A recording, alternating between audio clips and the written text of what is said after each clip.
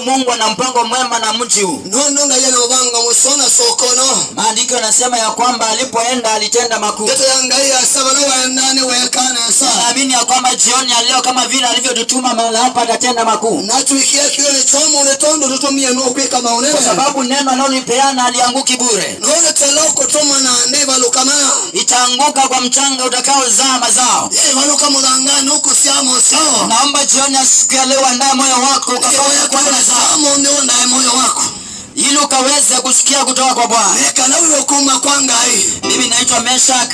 Nyene utawasami. Nimeokoka na mpenda Yesu. Ni mutangeni mwenete Yesu. Alinikomboa wakati nilikuwa sifai. Ni wandangi yenda ilise. Akaniita katika ufalme wake. Ambeta usumbene wake. Akanituma kwa ajili ya kunena neno lake. Ndio kunena neno yake. Ndio maana atuonee haya injili ya Bwana. Ni maana ya neno to yangai. Kwa sababu neno la Bwana lina nguvu. Neno to yangai na vina. Ndio maana ningependa tusome katika kitabu cha Warumi sura ya 1 mstari wa 16. Yaani some buku ni ya Romi kilunguni chambe. Naamini ya kwamba Mungu atatunenea kwa njia ya kipekee. Kianga ino neno ni ya kwanza ya mwana. Ukafungua moyo wako. Ndio bingwa nko yako. Ukaweza kusikia jinsi Mungu anavyonena nasi. Kana unaomba yuko nena nako. Kitabu cha Warumi sura ya 1. Yuko ni ya Romi kilungu chambe. Tunasoma mstari wa 16. Chambe ya mstari wa 16.